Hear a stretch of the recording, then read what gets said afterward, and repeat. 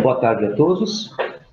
Nós então temos uma conversa, e ela não é muito de conteúdo, ela é mais um entendimento da ideia. Então, o que nós estamos aqui não é no sentido de entender todo o desenvolvimento motor para pensar como é que isso pode ajudar o professor. É entender uma ideia do desenvolvimento, um elemento, e aí passar a perceber se vale a pena, a lógica, estudar desenvolvimento motor para você profissionalmente atuar, certo? Eu pus esse tema, então, que pode mudar na atuação profissional quando nós entendemos o desenvolvimento das habilidades motoras básicas.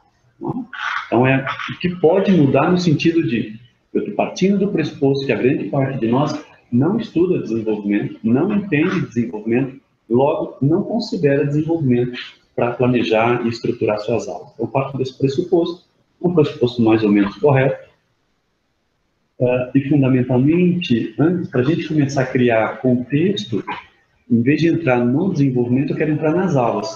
Então, eu apresento minha concepção de aula, e dentro dessa concepção de aula é que eu vou incluir a ideia de desenvolvimento motor. Então, eu parto da ideia de que conteúdo, aluno e professor formam um sistema. Dentro desse sistema é que se faz o processo de ensino-aprendizagem, e aqui não estou colocando isso na escola ou fora da escola, certo? Isso aqui é de uma forma indiferenciada. Depois nós podemos ter isso de forma específica. O que muda quando eu vou para a escola, o que muda quando eu estou fora da escola, tá? Então, eu estou colocando que sempre que ocorre o processo ensino-aprendizagem, esses três elementos precisam interagir. Então, não adianta estar faltando um deles, que o processo não se dá. O processo se dá quando eu tenho esses três elementos, esses três componentes. Mas não adianta também estar o professor dentro de sala de aula, ter o conteúdo no teu aluno, e vice-versa, né? Aquela brincadeira. Quando o aluno não quer aprender, não vai adiantar você ter os outros dois. Quando o professor não tem conteúdo para ensinar, não adianta ter o aluno e ter. Então, precisa estar os três e precisa ter um tipo de relacionamento entre eles. E aí é que se dá o processo de ensino-aprendizagem. Em cima disso é que a gente vai tentar trabalhar os conceitos que nós estamos aqui propondo. Então, quando eu penso no ambiente de ensino da educação física, então eu vou colocar aqui como o objetivo, vamos pensar no objetivo da educação física, certo? Eu estou, independente do ambiente, eu tenho como objetivo, e eu coloco aqui uma luz sobre o conceito de habilidade motora básica. Tá? Então, tradicionalmente, o que a gente vai observando é que no dia a dia, os professores têm a habilidade motora básica como um meio para se desenvolver alguma coisa. Então, o aluno vai correr, vai saltar, mas o intuito do professor não é a corrida e o salto. Isso é um meio para ele desenvolver um jogo popular. Ele ensina, então, uma determinada jogo, uma determinada atividade, por exemplo, uma amarelinha, uma bola queimada, e na bola queimada o garoto corre, arremessa, salta, né? Recebe. Então, o professor coloca que a habilidade motora é um meio de trazer para o garoto aquele determinado contexto, por exemplo, a cultura corporal de movimento. Né? Então, tem como objetivo introduzir o garoto na cultura de movimento. Bom, esse é o objetivo dele, certo? Nesse contexto, a habilidade motora é meio. É o meio pelo qual ele faz essa introdução. É o meio pelo qual ele desenvolve suas aulas, que tem como finalidade, por exemplo, a cultura, né, de movimento, cultura corporal de movimento. Então, essa é uma faceta, essa é importante, nós não estamos falando que sim ou que não, mas essa é a faceta, e que, nos dias de hoje, é a faceta mais enfatizada, mais discutida nos congressos, mais discutida entre os professores. Então, como é que eu ensino esse jogo? Como é que eu elaboro um ambiente que traz aquela determinada cultura? Então, são esses os elementos, esse é o objetivo. O que nós vamos fazer? A gente vai fazer uma contrapartida, vai trazer um outro lado da moeda, que é quando eu considero a habilidade motora básica como um fim em si mesmo. Então, o objetivo da aula é o desenvolvimento das habilidades motoras básicas, né? Entendendo que as habilidades motoras básicas são soluções para determinados problemas. Então, a criança tem alguns problemas no dia a dia. Problemas não de vida, problemas de como lidar o corpo e o ambiente, não é? Como é que ela está andando, tem algum obstáculo à sua frente, ela faz a transposição. Não é? E se ela não anda? Para andar é um problema. Então, nesse universo, nós estamos falando como articular o corpo para interagir com o ambiente. Ou seja, nós estamos falando que são aqueles problemas clássicos de locomoção, de controlar o corpo ou de se equilibrar. Né? Essas grandes classes de situações. Então, o que nós estamos falando? Nós estamos falando de que o objetivo da aula é dar condições da criança entender melhor esse relacionamento entre corpo e a meta no ambiente. Corpo e a tarefa está exigindo. Né? Então, se eu estou brincando no parquinho, né? Então eu estou lá num parque, eu estou brincando e eu quero subir lá naqueles trepas-trepas. Quer dizer, se eu não tenho habilidade para subir lá, eu não brinco com as outras crianças que estão lá. Então, ganhar esse repertório para poder lidar com aquele brinquedo é a questão. Então, nesse universo, não é ainda o brincar em si, mas ter condição de estar lá. O que é essa ter condição? É ter essas habilidades que possibilitam você interagir. Lembra lá das fases de desenvolvimento do Piaget? Não tem aquela fase chamada sensório-motor? Onde a criança explora o seu repertório e tem prazer a partir de correr. Já viram isso? A criança não precisa ser polícia, ladrão, ela corre. O fato de aprender a correr e conseguir correr é uma fonte de realização. Então ela corre para cima, corre para baixo. E olha que interessante, quando ela está nesse momento, né, nós estamos falando da criança pequenininha lá correndo, ela corre e fala, olha pai, eu consigo. Né? Ela pega a bola, joga e fala, olha lá onde que chega a bola. Não é? Então, não está ali naquele contexto amarelinha ainda, ela não está envolvida nesse universo. Claro que às vezes ela vai estar também, porque a criança tem, né? Ela mescla isso tudo na cabeça da criança está junto. A questão é nós, como nós professores, ora colocamos a habilidade como meio, e aí é para ensinar certas coisas, ou seja, tem outra finalidade que você quer com a sua aula.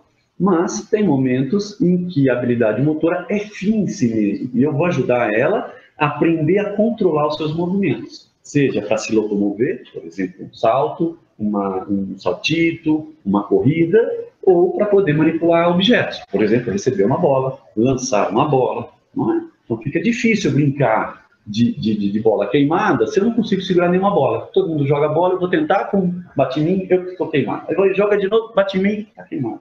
A partir do momento em que eu domino a habilidade, ou melhoro a habilidade de receber, eu começo a brincar de forma diferente dentro do jogo popular. Então, a criança, isso tudo para ela é misturado. É nós, professores, que temos essa condição de pensar nessas duas facetas. A habilidade como meio, para ensinar uma determinada finalidade, a habilidade como um fim em si mesmo, que vai possibilitar a criança a ampliar esse repertório. E aí, claro, a ideia é que se você melhorando o repertório, você dá mais condição para ela explorar os jogos e aprender melhor os jogos. Em trabalhando os jogos, acredita-se que tem a melhor condição, né? Durante o jogo tem um desafio, esse desafio de significados, né? O jogo é significado, ele tem a possibilidade de entrar, então, e melhorar a sua habilidade.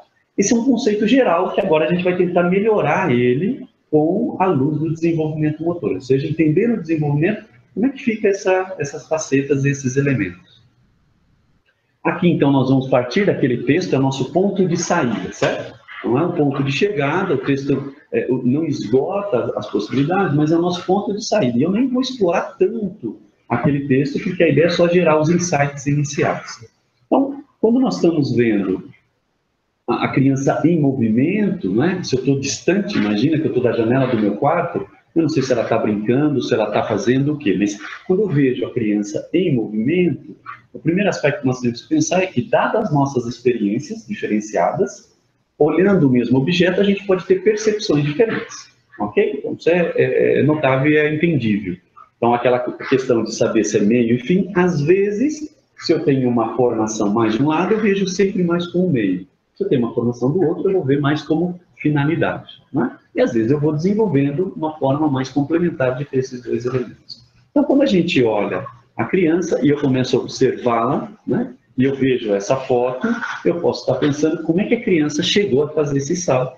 Né? Se ela veio correndo, se ela estava parada, se ela usou os braços, se ela não usou os braços. Ou seja, como é que ela se organiza para realizar aquilo que ela queria.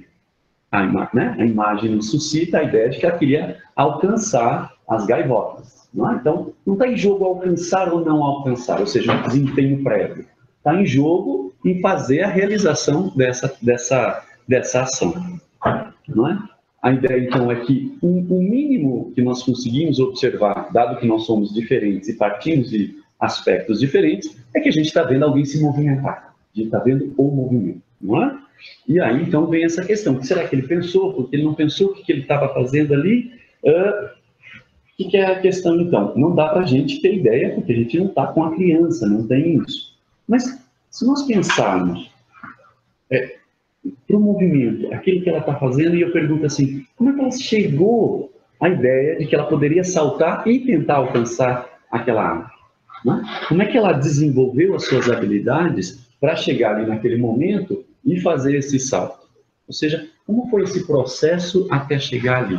Porque muitas vezes a gente olha para a criança, né, sala de aula, chega na sala, e elas já realizam aquelas ações.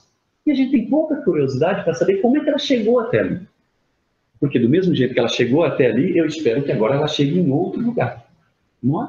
E esse aspecto de como ela vai chegar lá é que vai me interessar. Mas a pergunta é, e como ela chegou até aqui? Então, essa preocupação em entender da onde a criança veio, ou seja, que base motora ela tinha, como é que ela foi construindo, chegou e agora tem uma certa competência, e para onde ela vai poder chegar e continuar com essa a competência dela, né? A expectativa que eu tenho com isso.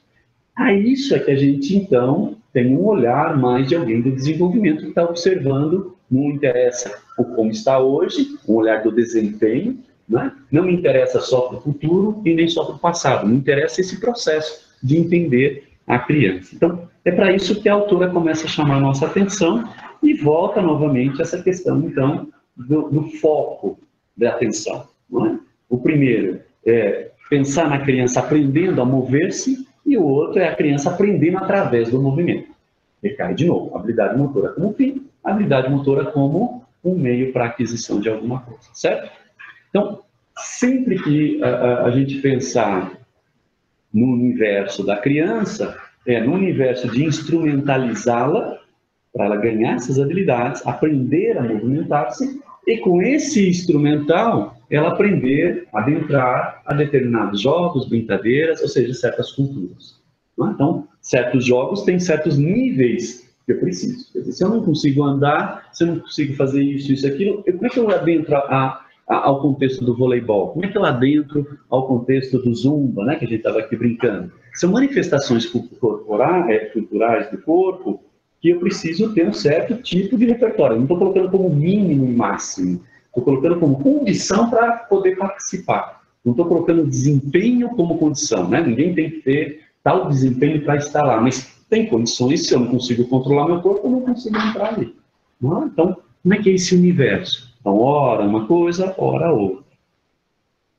A ideia, então, é que no mundo real a gente não consegue diferir essas coisas. A criança em si não está preocupada se ela está aprendendo um movimento ou um jogo. Quem deve estar preocupado somos nós, professores, não é? Por que a gente tem que estar preocupado com isso? Depende muito da nossa percepção sobre como se dá o desenvolvimento das habilidades. E aí é que se ganha um pouco mais a noção do desenvolvimento motor, você ganha um pouco mais de entendimento sobre esse processo. E aí você começa a dar maior ênfase para uma coisa ou a outra, ou, como a gente propõe, ênfase em determinado momento para um e determinado momento para outra questão. Então vamos lá, quando a gente está pensando a criança aprendendo assim, a mover-se, né, esse é o foco do elemento, o que a gente está falando?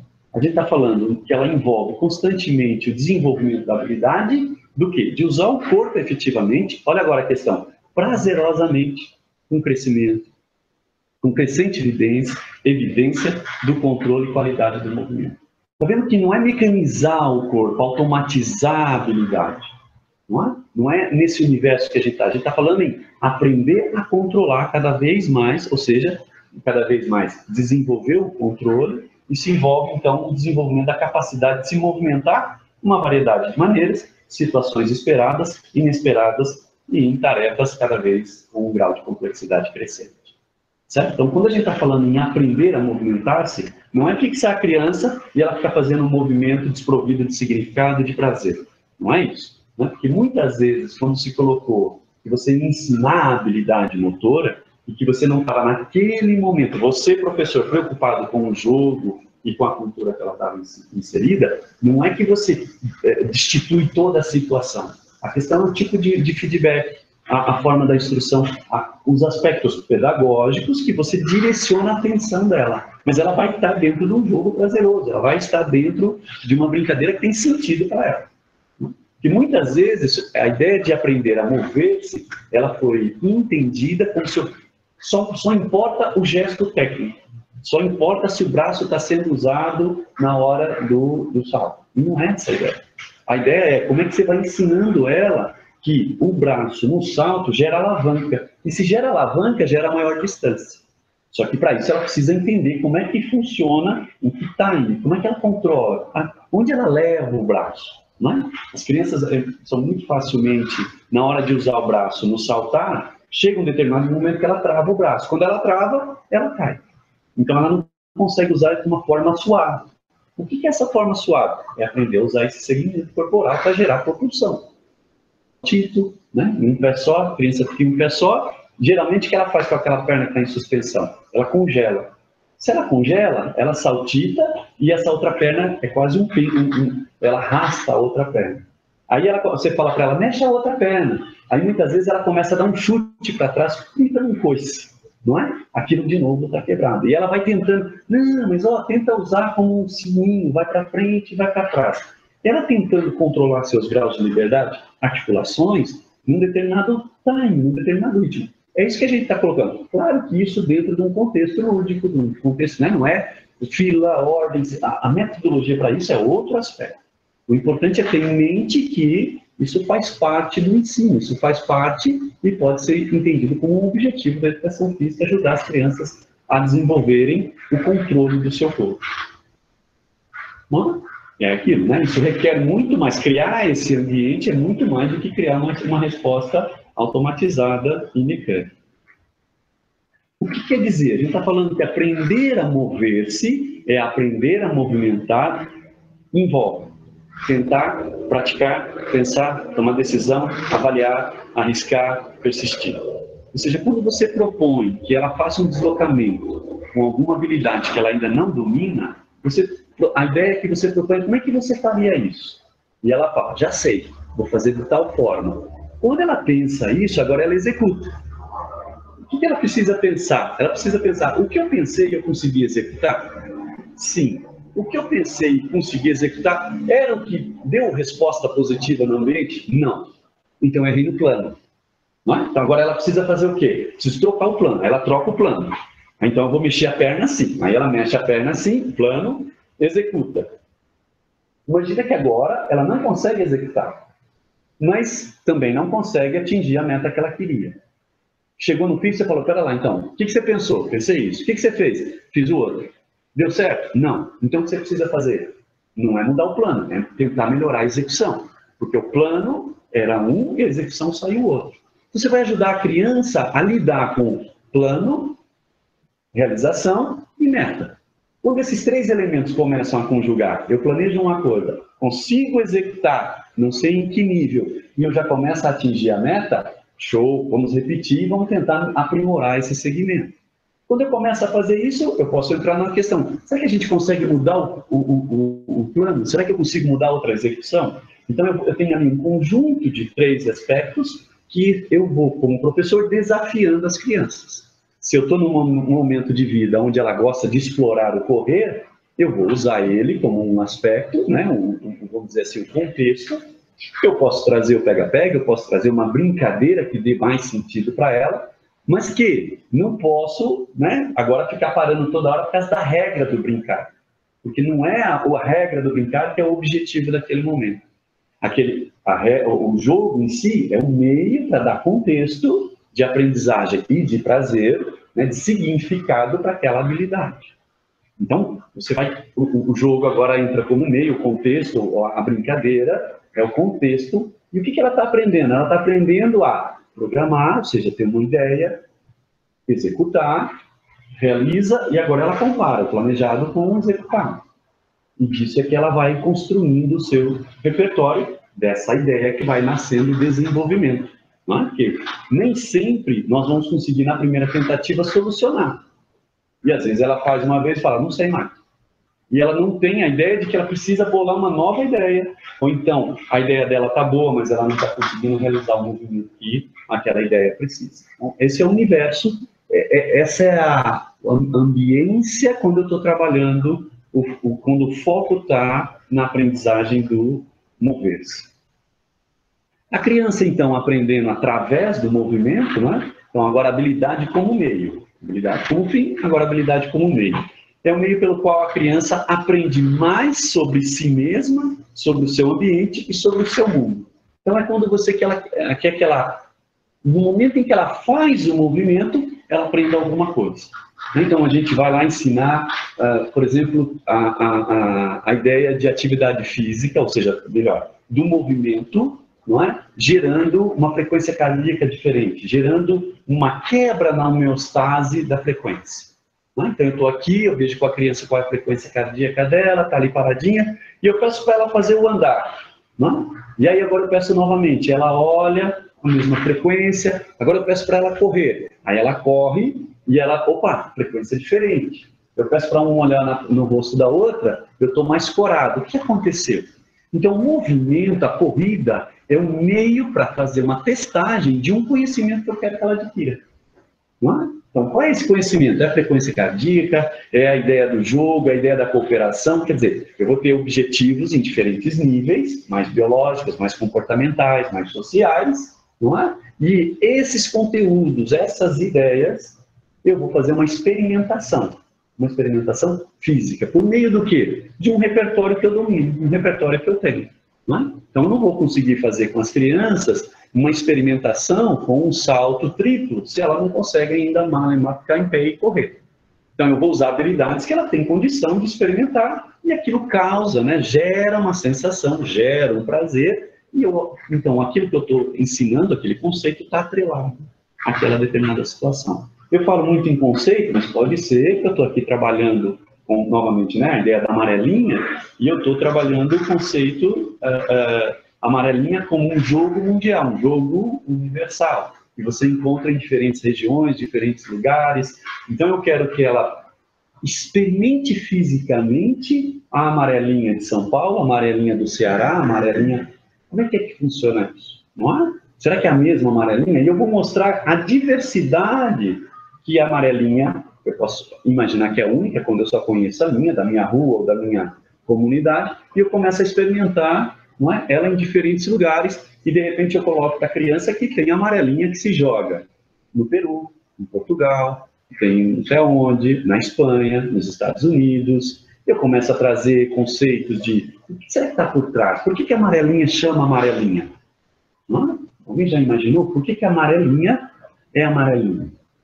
Né? Ninguém fala, esses conceitos, ou seja, eu trago a história dos jogos populares. Então, não necessariamente eu estou ensinando o jogo, a execução do jogo. Eu posso estar tentando trazer o que está por trás dessa cultura, desse jogo.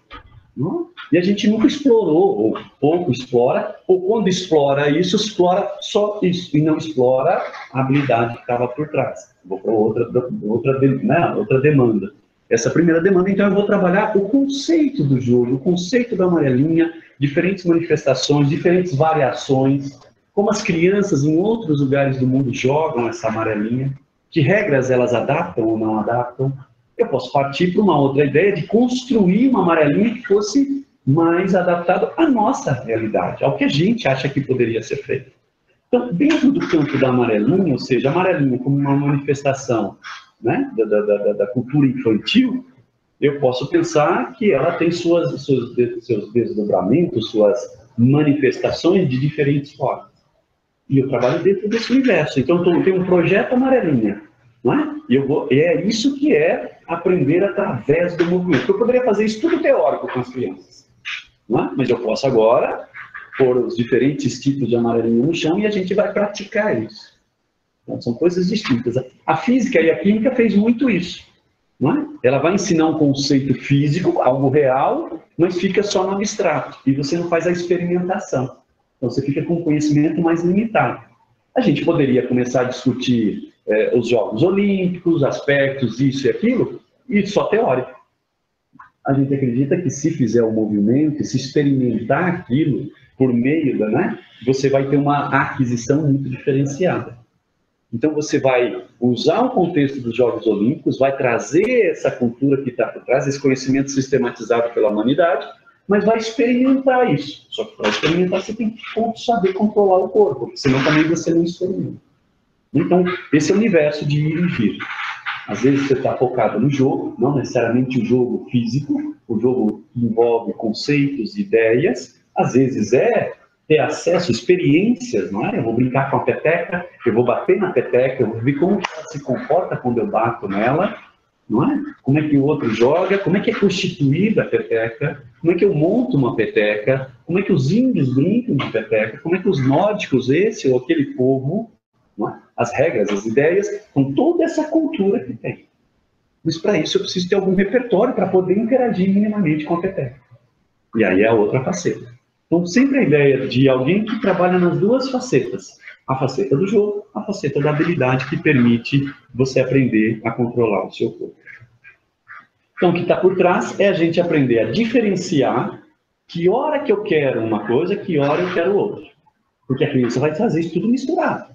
A criança vai aprendendo a habilidade junto com o conceito, e o conceito, ela, não é? Nós, professores, é que temos que ter essa noção, temos que ter essa percepção e trabalhar de forma diferenciada e, fundamentalmente, estar na expectativa, no objetivo que a gente está propondo ao aluno. Ou seja, ênfase incluídas na aprendizagem através do movimento diferem daquelas que são incluídas em aprender a se movimentar. Não é? O que é a ênfase? A ênfase pedagógica. O aspecto pedagógico que eu uso para um lado é diferente do outro. Então, nós temos duas dimensões, são, então, dois trabalhos com ênfase diferentes e que não pode esquecer uma ou a outra. Não é? É sempre uma mão dupla ali dentro. Então, uma criança, né, o contexto que a gente traz é que uma criança ela pode melhorar seu saltitar enquanto conhece e brinca o jogo da amarelinha com as outras crianças. Ela pode, mas não garante. Essa é a questão. Eu posso aprender muito quando eu assisto um filme, mas não garante. Agora, quando eu trago o filme, e ao assistir o filme, o professor vai trazer elementos para eu entender uma lógica que está no filme, é diferente quando eu assisto o filme para entender o filme em si.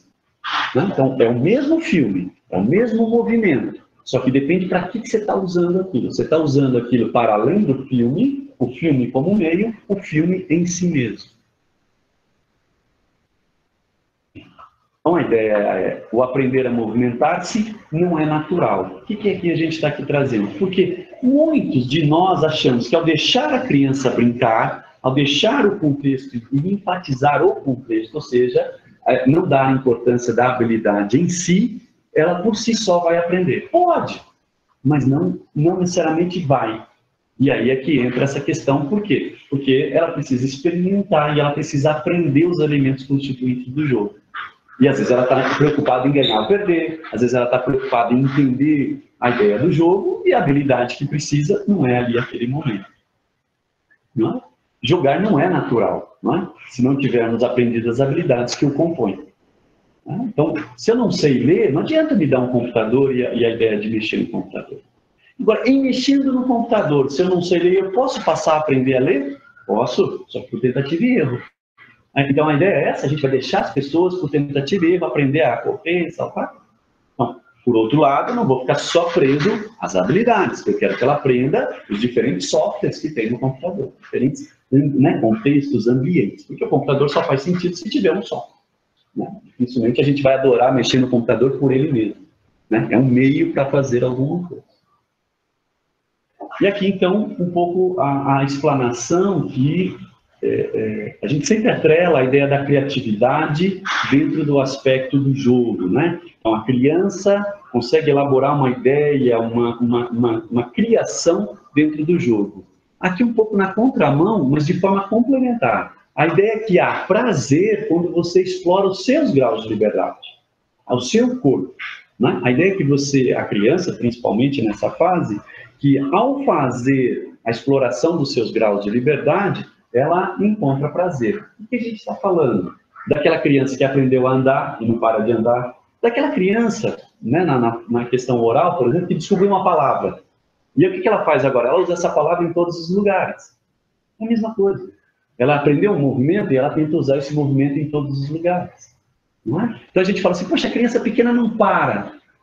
Ela está com um monte de coisa nova. Você já viu, né? Você acabou de ganhar um celular novo, o que você faz? Você quer ficar fuçando.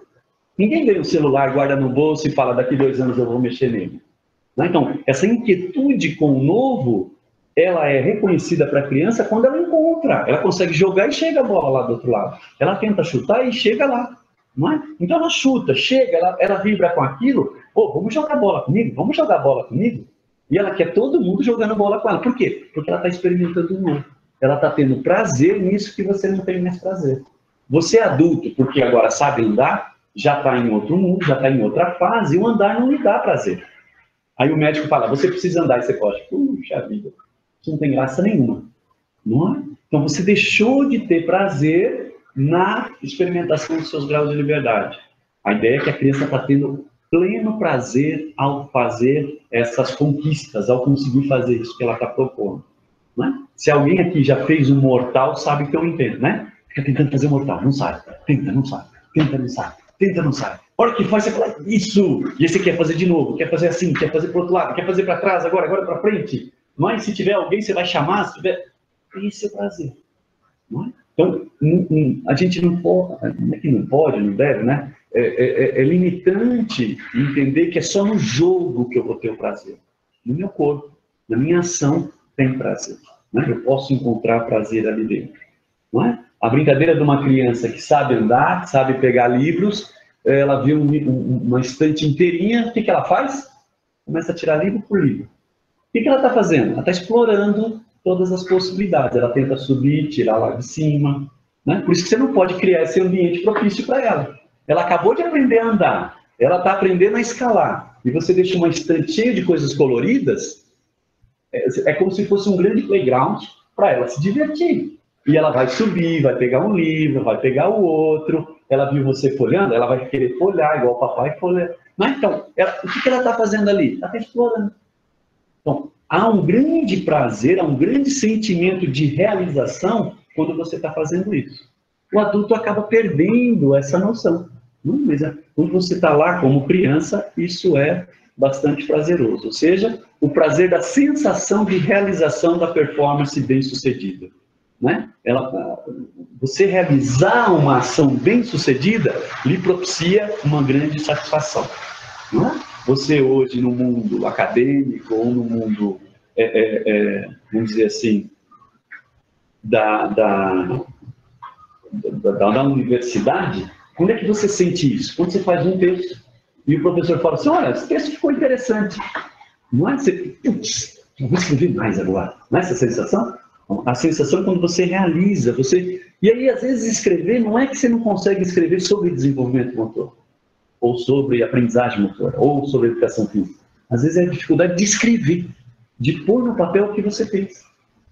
Então, muitas vezes é a competência de escrever que está em jogo, e não a competência do contexto que você quer escrever. O que a gente está aqui falando é que você tem que trabalhar para um lado e para o outro. Ora, a competência do escrever, e a hora, a competência de escrever sobre desenvolvimento, sobre aprendizagem no contexto específico.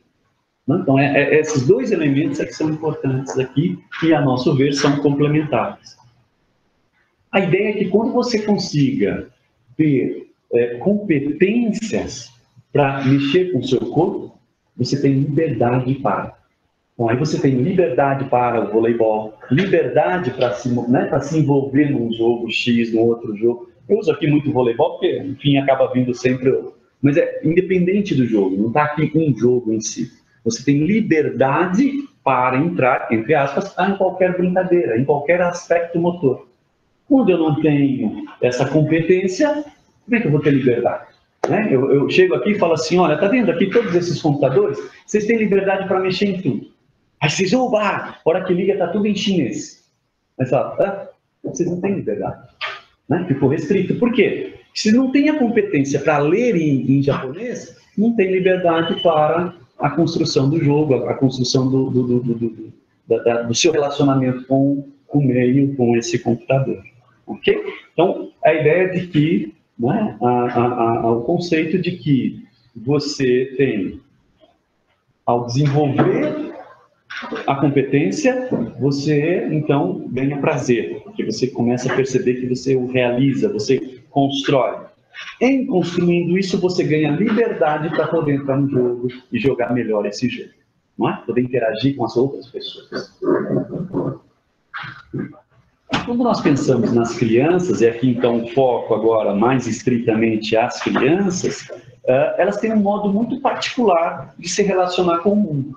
Não é? A criança e o adulto se relacionam com o mundo de uma forma bastante particular, bastante distinta, talvez. Não é? O adulto com 2, 3 formas, a criança talvez com uma única forma. O que a gente chama essa forma? É o brincar. Nós, adultos, olhamos para as crianças e falamos que aquela forma que ela se relaciona com o mundo se chama de brincar.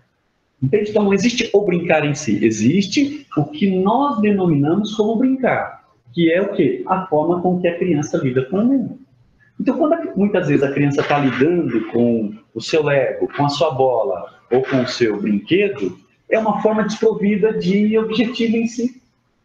Não é? Então, ela está chutando, mas não precisa chutar no gol. Ela está chutando. Quantas vezes você já viu isso? A criança te chama para brincar de bola e ela pega a bola e chuta. Não está em jogo marcar gol. Já viu? O pai fica tentando gol, gol. Mas não está em jogo chutar. Não tá... Essa forma desprovida é que é a forma infantil, que é a forma da brincadeira. Não é? Então, lembrar que essa aquisição da habilidade precisa ser feita dentro desse universo. Mas não é porque está dentro do brincar que não vai ensinar. Não é? Então, esse é o contexto que a gente coloca. Ou seja, brincar e ação motora levando ao desenvolvimento motor, esses elementos precisam estar sempre sendo conjugados. A criança mistura. Nós, ora, damos ênfase em um lado, ora, damos ênfase no outro. Né? Uma coisa não independente, matando a outra, não esquecendo da outra, não é? Então, a gente não sabe direito o que é melhor, né? A brincadeira minha entre habilidade, meio e fim, é melhor começar por aqui, ir para lá, começar lá. Não fica difícil você definir uma sequência, um elemento. A ideia é que você tenha aquilo conjugado e seja complementar na hora de montar os seus objetivos. Também não dá para fazer tudo junto, né? Daí a ênfase não fica estreita, você não tem muita ideia do que está acontecendo. Mas então que você vá sequencialmente trabalhando, paralelamente trabalhando com essas duas finalidades, ora como meio, ora como fim. E aí o que é importante a gente trazer de novo, né? Tem uma série de referenciais que eles foram teóricos, filosóficos há 100, 200 anos, e que hoje eles viram meio senso comum. Né? A brincadeira é que a filosofia de um século é o senso comum do outro. Se a gente olhar hoje, o que é o senso comum na educação física hoje? Não é? O que é que está ali por trás? O professor tem ele sente que é. Não é? E às vezes ele sente que é e tem um discurso teórico reforçando e ele fala, então estou no caminho certo. Não é? Então, muitas vezes a gente tem a ideia de que se deixar a criança no seu habitat natural, ou seja, num lugar livre, com brinquedos ou com materiais que ela pode manusear, ela vai aprender. Então, esse é um aspecto hoje que ele vem na contramão daquela ideia de controlar tudo, a hora, o jeito, o que você vai estudar química. Eu entendo que há essa contraposição em termos históricos. Mas daí, a gente abrir e falar que agora a criança brinca e ela vai aprender tudo sozinha, também a gente precisa pensar um pouquinho aí se não tem uma miopia. Ou seja, brincar e ação motora como aspectos complementares, né, como objetivo da educação física, como a primeira linguagem. Então, a criança tendo a sua primeira linguagem, o brincar, que é uma forma de se relacionar no mundo, e a ação motora como a sua primeira linguagem. Pensa que o seu bebê se move, mas não fala ainda. Não é? Então, por isso a primeira linguagem, a primeira forma de interagir com o mundo. Então, a ação motora como uma linguagem, uma forma de interagir e de se comunicar no mundo. Não é? Pensa que quando você vai para um país estrangeiro, e se você não fala, você vai recorrer à sua primeira linguagem, não é? Que é os movimentos. Estou com fome, é isso, quer dizer, vou ficar tentando fazer gestos para poder trazer a ideia. Isso. Sumiu o slide?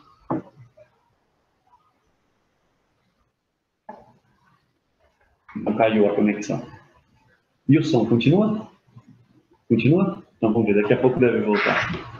Então, a ideia é que ela sendo uma linguagem, ela pode se tornar alavanca para os demais. Nada ainda? Um pouquinho.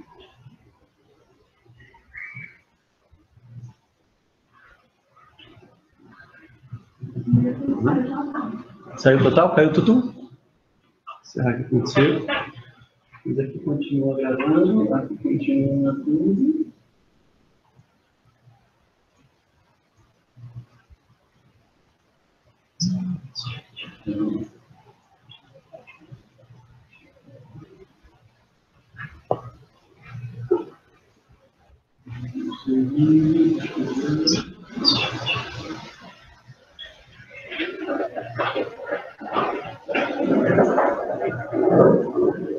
Bom, deixar, ver se alguém reclama. Monitora. É? Então tá bom. Então vamos manter. Tá? Então vamos lá. A gente estava então o brincar e a ação motora como a primeira linguagem. Essa primeira forma da criança se relacionar com o mundo. Imagina a nossa primeira linguagem, né, com um certo vocabulário bem pobre. Pensa a nossa primeira linguagem com um vocabulário mais rico. Mas não adianta eu saber palavras se eu não sei colocá-las no contexto. Então não adianta eu saber gestos, motores, se eles não estão dentro dos jogos e das brincadeiras, entende? Então também não é ficar fazendo muita A, E, I, O, U, e eu não tenho contexto de leitura, não tenho contexto. Então é a mesma coisa. Eu vou para um lado, vou para o outro. O importante é a ênfase pedagógica. Ora para um lado, ora para o outro. Então, o que a gente vai ver? Se você pensar, por exemplo, na lógica do desenvolvimento cognitivo, né? Piaget utilizando a ideia de que o movimento é a alavanca do desenvolvimento cognitivo, num primeiro momento. Só que depois que você tem um certo nível de desenvolvimento cognitivo, você agora acontece o quê? Você tem uma possibilidade de ampliar o seu movimento. Essa é a minha bolsa, hein?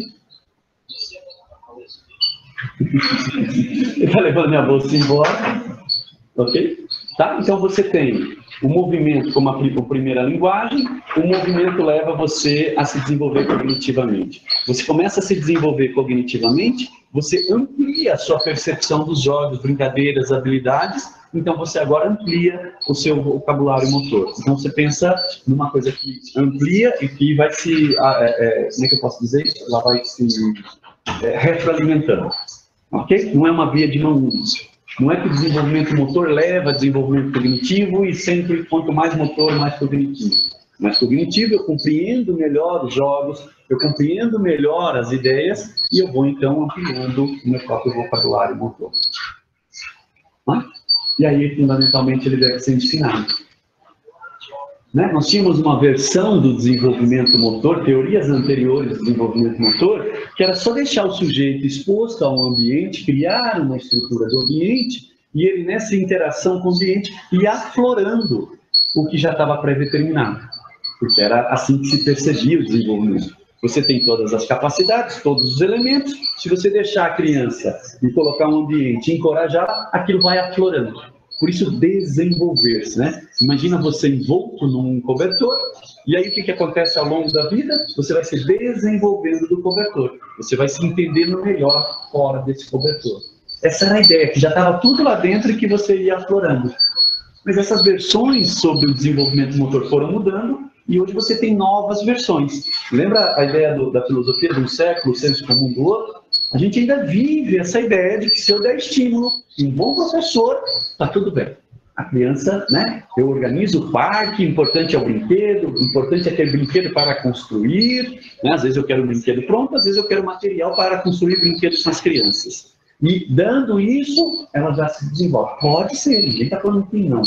Mas muitas vezes eu preciso da orientação de como é lidar com garfo e faca, ou para lidar com as ferramentas para construir os brinquedos.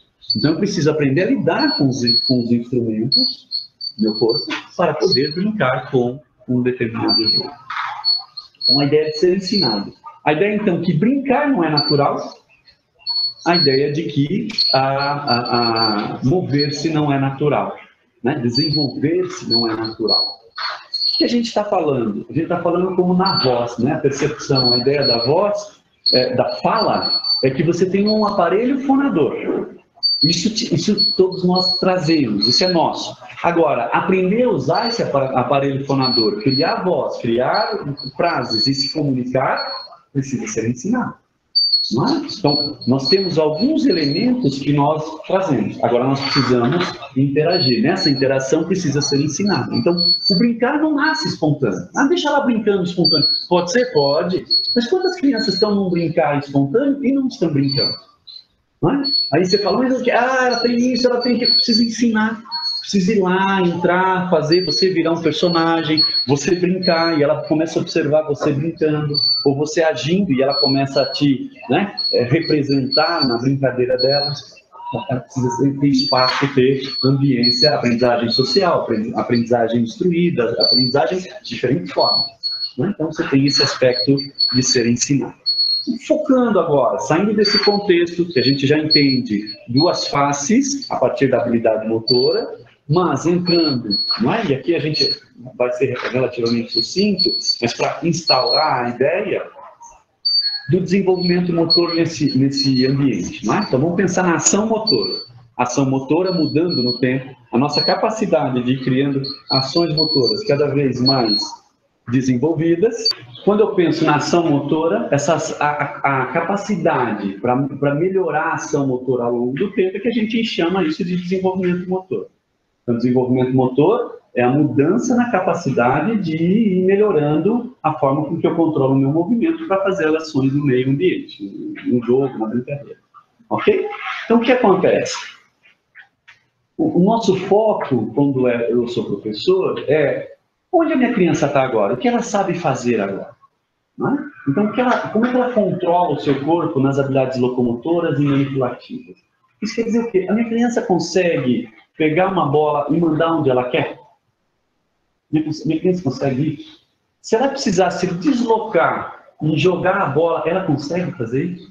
Então, ela tem competência para lidar com o objeto e o seu corpo em locomoção? Então, entender aonde ela se encontra, o que ela tem de competência. Esse é o primeiro foco, né? Quais são as ações que ela consegue realizar. Só que isso não me diz nada, isso é o desempenho. Eu, como alguém que quer ajudá-la nesse universo do desenvolvimento, seja motor, seja dos jogos, dos conteúdos, eu vou querer saber para onde ela vai mudar e como ela muda.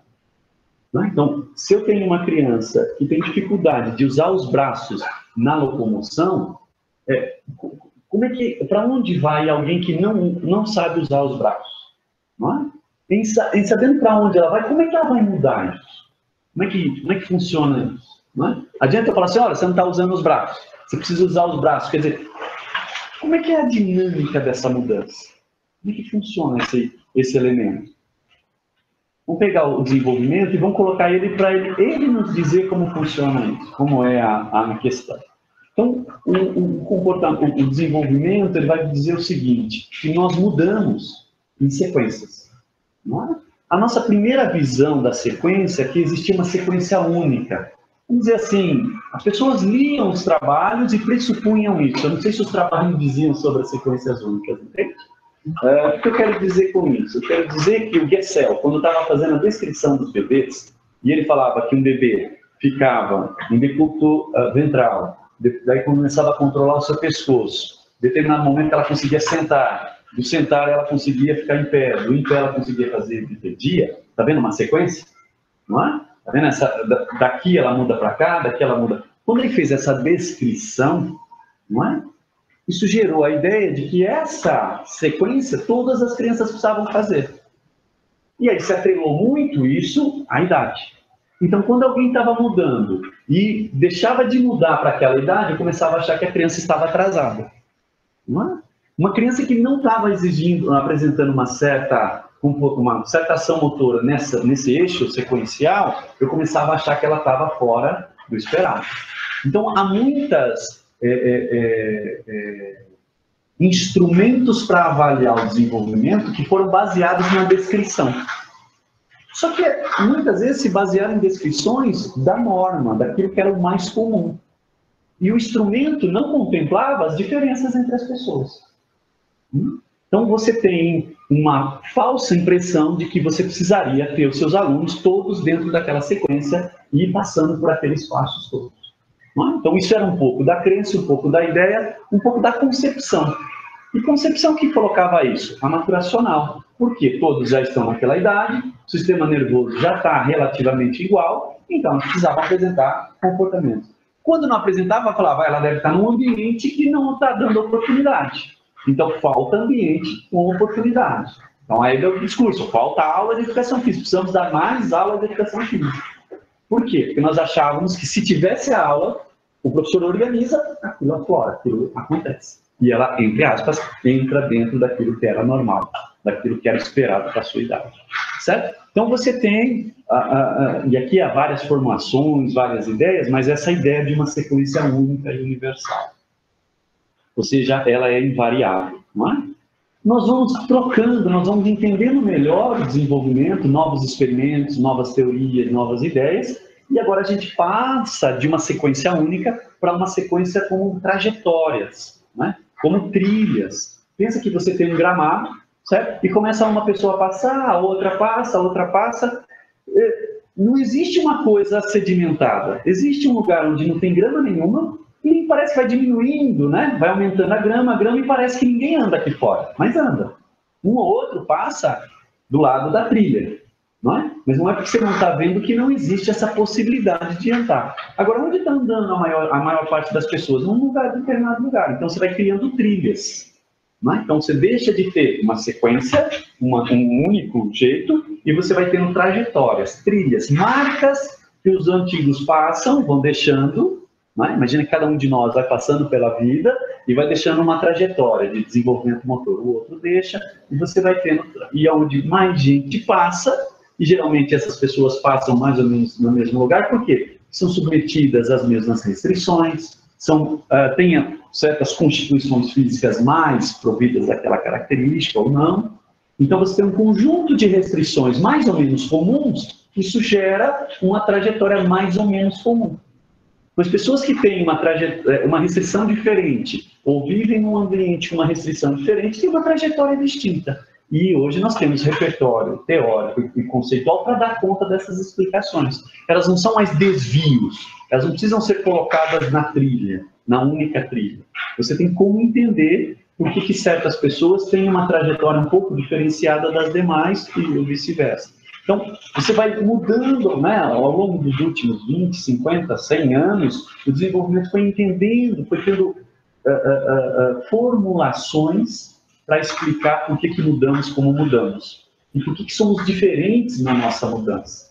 Não é? Então, um aspecto que é interessante é que, em muito, nós não focamos nas pessoas, nós focamos nos seus comportamentos. Então, nós organizamos as pessoas como que olhava o comportamento do braço, da perna, de um determinado aspecto. Mas e a pessoa? A gente não considerava a pessoa, a trajetória dela. E a gente está falando, você fazia média e trabalhava com média do grupo. Então, você está olhando para aquele comportamento. Se você agora, em vez de agrupar as pessoas e tirar uma média, se você fizer o contrário, se agrupar pessoas que têm trajetórias semelhantes e descrever essa trajetória, você tem agora a possibilidade de ver diferentes trajetórias. Porque antes você juntou todo mundo, e você tinha uma trajetória média, e depois você chamava de desvio. Não é? Agora você faz o contrário, você olha para as pessoas, agrupa ela pelas trajetórias, elas não têm trajetórias idênticas, elas têm trajetórias mais ou menos semelhantes. Dessas trajetórias é que você então vai criando essas possíveis trilhas, esses caminhos. Então, a própria psicologia, a psicologia do desenvolvimento, a própria forma que a gente vai entendendo o desenvolvimento muda. E é esperar que a gente agora, então, quando vai pensar em ajudar a criança aonde ela está e para onde ela vai, né, das duas perguntas, aonde meu aluno está e para onde ele vai, né? O professor de educação física como promotor da mudança. Então, se é mudança, eu preciso ter uma ideia de quais são as possibilidades de mudança para quem está naquele determinado local. E aí, dessas trilhas, dessas igualdades e diferenças entre as pessoas, é que nós vamos montando os aspectos que são mais invariantes e os aspectos variantes. Então, aqui uma coisa que a gente pode, bem classicamente, trabalhar é assim, Dificilmente alguém vai atingir a bipedia, vai andar em bipedia se não consegue ficar em pé. Dificilmente vai se esperar alguém correr que não ande. Certo? Então, essa sequência entre ficar em pé, andar e correr, ela é invariante. Agora, eu fico em pé, eu posso andar, depois do andar, eu posso correr, galopar, saltitar, isso é mais variável. A sequência, o que eu começo a dominar primeiro? Um galope ou um saltito? Não é? Essas coisas são mais variantes, entende? A combinação, são formas de locomoção. Então, eu estou falando, quando eu entro na locomoção, e aí o que pode estar levando mais você para um lado, menos para o outro? Alguns autores conseguem identificar que o peso da cabeça leva você mais para uma habilidade do que para outra. Olha que interessante, o peso da cabeça como um fator restritor na hora de fazer a locomoção. Assim, pensa o contrário. Quando você estava não na posição ereta, e você queria ganhar a posição ereta, qual era um dos grandes elementos? Era controlar a cabeça, porque a quantidade de massa da cabeça em relação ao corpo, ela é bem desproporcional ao que a gente está aqui hoje, né? Não é que é desproporcional em si, ela é diferente do que nós temos aqui hoje. A quantidade de força que eu tinha em abdômen, em dorsais, em quadríceps, para poder manter esse controle, a gente está invertido, o peso maior está lá em cima, né? Então, a cabeça mexeu, eu desequilibro mais facilmente. Né? Minha brincadeira é que parece um João Bobo, né? Aquela criança pequenininha, por quê? Porque a cabeça imensa fica tentando controlar. Né? Então, aparentemente, essa velocidade da cabeça, esse peso da cabeça com a velocidade com que eu consigo fazer o deslocamento, me leva mais rapidamente para fazer um galope do que fazer um saltito. Então, depende das constituições físicas e então não é só dar oportunidade, dar incentivo, dar orientação. Tem aspectos da constituição física que me levam mais, como se fosse assim, eu me torno proficiente mais cedo numa habilidade do que na outra. Daí você cria trajetórias distintas, porém tão possíveis quanto. Não é porque faltou oportunidade, porque o professor não sabe dar aula, é isso que a gente precisa, né? E aí é que muda a minha aula quando eu começo a perceber dessa forma. A pergunta que a gente tem é, imagina você agora começa, né? Eu não fazia bipedia, não ficava em pé, não tinha posição ereta, faço ela, começa a locomoção, e agora me abre várias possibilidades. Imagina o seguinte, algumas possibilidades é como se fosse uma grande rampa para eu subir. Outras são fáceis porque é declive. Né? Então, aquilo que minha constituição física e o ambiente incentivam, gera um declive e eu vou rapidamente aprender aquilo. Outras, onde a minha constituição física não é muito propícia para aquilo, e o meio também não incentiva muito, para eu chegar lá é como se fosse uma grande subida. Então, eu não sou louco de ficar onde eu não consigo me realizar, me contemplar, eu acabo indo para lá. Se aquilo é uma característica que todos partilham, é como se fosse um grande vale, todo mundo vai para lá. Então, tem lugar de convergência, não é? Todas as crianças acabam indo para aquele lugar, aquele tipo de comportamento. Não é? Então, imagina, né? Qual é a expectativa do pai e da mãe para a criança andar? É imensa. Todo pai e mãe que tem uma criança que vai fazendo 9 meses, 10 meses, 11 meses, põe em pé, incentiva, fica fazendo uma série de trabalhos para ver se... E tem criança que vai andar com 15 meses, outra que vai andar com 9 meses. Não é? O que faz essa diferença? Será que um estimulou mais, outro menos? Tamanho da cabeça, controle, força dos membros, ou seja, constituição física. Então não adianta a estimulação, não adianta a orientação. Essa percepção de como se dá as restrições do organismo com o ambiente e com a tarefa é que precisa ser entendido. É isso que hoje o desenvolvimento motor tenta entender. Como é que se dá esse relacionamento para que certos comportamentos ocorram. Isso, dentro do eixo temporal, vai me dar uma ideia de como o desenvolvimento ocorre. Lembra que você queria saber como a criança está e para onde ela vai? Então, você entendendo essa dinâmica, não é mais maturação ou oportunidade. Porque antes era assim, tem maturação, agora é da oportunidade. Né? Então, não está nessa dicotomia entre uma coisa e a outra. Você tem trajetórias distintas, você tem aspectos invariantes e variantes diferenciados. O que a gente quer dizer com isso? A gente quer dizer que, dado essa visão que considera trajetórias, que considera aspectos mais variantes e invariantes, aspectos invariantes comuns a todos, aspectos variantes, para alguns sim, para outros não. E que o que, né, leva a essa indeterminância e determinância é uma interação entre as nossas características pessoais do organismo, vamos pensar a experiência acumulada como uma caixinha dessa também de experiência, vamos dizer assim, o que o ambiente está incentivando, né? Às vezes o ambiente escolar e o ambiente não escolar, não é? E vamos dizer, a tarefa que você está propondo para a criança. Você, como professor, consegue mudar a sua criança? Não dá. Se eu tenho uma criança que é PC, ela vai ser PC. Não é? Se você tem uma criança que é obesa, ela é obesa.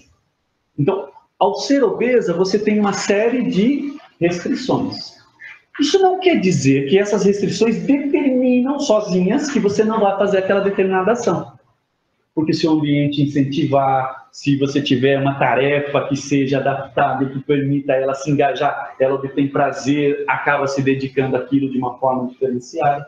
A grande questão é quais são essas restrições. Ou seja, quais são os parâmetros que a gente pode mudar e que faz a criança entrar em vales mais ou menos profundos. Lembra? O que é um vale? É aquele comportamento que muitas crianças conseguem realizar. O que é o pico é aquele que precisa de muito esforço, né? Você tem que ter uma constituição física, mais incentivo, mais a orientação, mais encorajamento para poder chegar ali. Né? Um atleta olímpico dá essa ideia. Quer dizer, todos nós podemos vir a nadar, mas naquele nível vai precisar de um quê?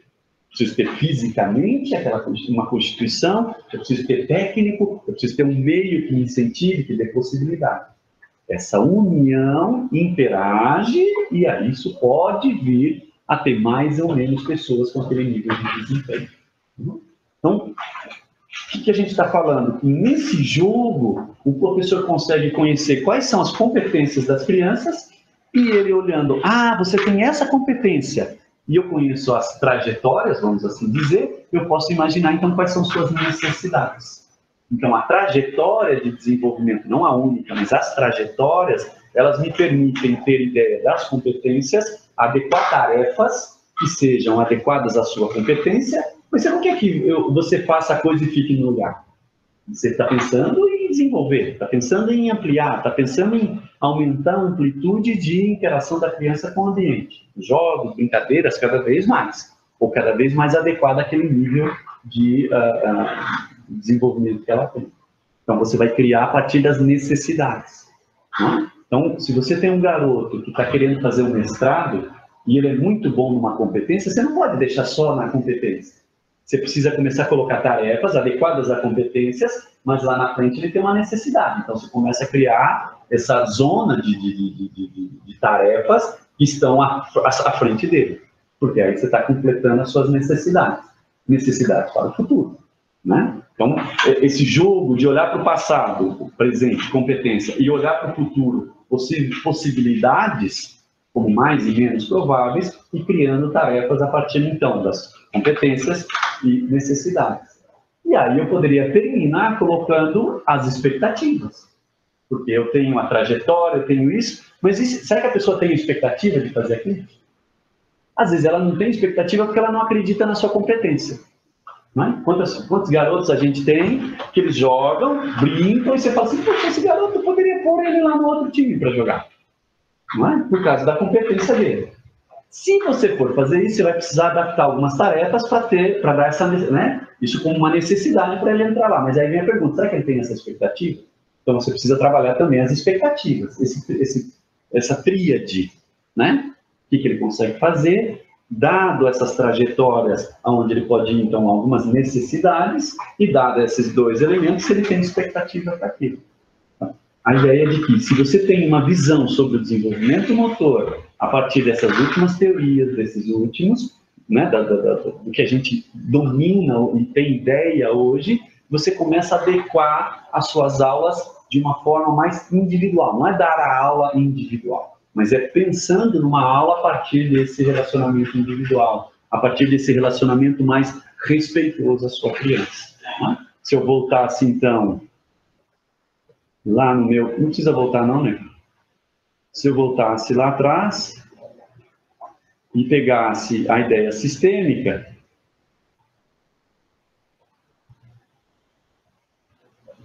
é que eu ia conseguir, quando eu falasse de aluno, o aluno não é o aluno é o conjunto das suas competências, necessidades e expectativas. Se eu entendo como necessidade e competência fluem, desenvolvem-se, eu posso adequar melhor o conteúdo para esse aluno. Então, eu consigo criar uma forma de adequar melhor o conteúdo. Por quê? Porque ele está adequado à sua competência e a trajetórias que você possivelmente pode trilhar. Né?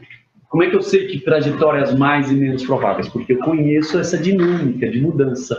Quem está aqui tende a ir para cá, ir para lá, depende de algumas características individuais. E a gente vai entendendo um pouco melhor esses elementos.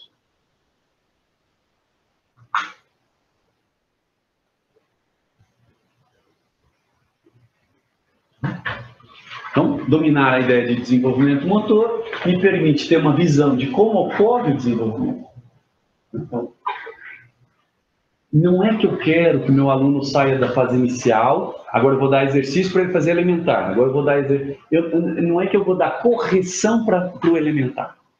Eu vou criar condições dele transitar do inicial para o elementar. Vamos usar um jargão mais nosso aqui, né? Inicial e elementar. Então ele arremessa de forma inicial. A minha aula não é para ele arremessar de forma elementar. A minha aula é para ele progredir para algo que vai para o elementar, se as características do seu corpo com o ambiente e as modificações na tarefa que eu estou propiciando levem a isso. Né? Você aumenta a chance dele ir. Então, se nós tivéssemos essa única visão, todo mundo sai do inicial, vai para o elementar, não é assim, só didaticamente, inicial, elementar, e depois vai para o maduro, eu faria o quê? Eu faria essa... Né? Não é sair do inicial, só vai ganhar ponto quem estiver no elementar. Não, é porque eu tenho a ideia de que quem está aqui, quando muda para cá. Então, essa é a minha expectativa, essa é a minha organização, as minhas tarefas devem contemplar esse tipo de situação. Então, o professor pode melhor adequar os conteúdos, respeitando as competências e as necessidades da criança ao longo do processo. Então, ganhar uma ideia do que é o desenvolvimento motor me ajuda a entender o que é a competência da criança e quais são as suas expectativas. E aí eu respondo a pergunta inicial. O que muda na nossa aula? Muda isso, muda a forma da gente entender o que ela tem de competência. Num determinado momento, discutindo com professores e negociando, não é? E eu perguntava para a professora, qual é a expectativa que a senhora tem para os seus alunos que estão aqui? Ela falou, eu não tenho nenhuma expectativa. Como é que você elabora a aula? Aí eu elaboro uma aula que dê experiências para eles, mas cada um é que vai... Quer dizer, esse processo não vai levar... Não é? Pode ser que algumas crianças vão se desenvolver, pode ser. Mas se quem está organizando já não tem a expectativa... Aliás, eu diria, quando a gente tem expectativa já é difícil, imagina sem expectativa.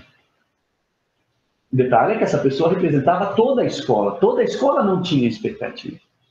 Né? Eu entendo que aquela visão anterior de primeira série tem que fazer isso, segunda isso, terceira, eu entendo. Não é? Mas no mundo da alfabetização, do letramento, eu brincava assim, a senhora não tem expectativa que a senhora vai fazer tudo isso? E que idade que a criança aprende a ler e escrever? Um dia ela vai aprender a ler e escrever. Oitava série, oitavo, expectativa. Não é? Então, um pouco nesse universo, conhecer as competências, até para você, professor, dosar suas próprias expectativas. Não é? Saber em qual probabilidade uma coisa acontece, a outra acontece, ou seja, uma trajetória, a outra trajetória. Não é? Porque quando a gente vai dar aula, o que eu espero do aluno? Imagina que eu sou um iniciante, eu não tenho a tentativa e erro, a prática do dia a dia que me trouxe esses elementos. Não é? Já viu os professores, quando eles não têm a experiência, eles ficam perdidos o que esperar da criança. E às vezes super estímulo, né? Acha uma coisa que numa aula já vai sair e vai fazer. Você fala, calma, isso vai 3, 4 meses quando é possível. E o aluno já quer em uma aula que ela aprenda a fazer o movimento daquele jeito. O contrário é verdadeiro. Às vezes, em algum momento, o professor conseguiu fazer um tipo de progressão, depois chega novos alunos e fala, os alunos novos são vagabundos, são isso, são aquilo. Por quê? Porque eles não progridem, então não se envolvem mais. Então ele não percebe que aquela progressão, ela foi dada um determinado tempo e contexto. E que agora ele precisa mudar a aula dele. Mas aí ele fala, não, a minha aula já funcionou, ela era boa. Os alunos agora é que não são mais bons. Não é? Então ele fica preso a uma coisa que deu certo e ele fica esperando chegar um dia que vem de novo os alunos que para aquela aula vai dar certo.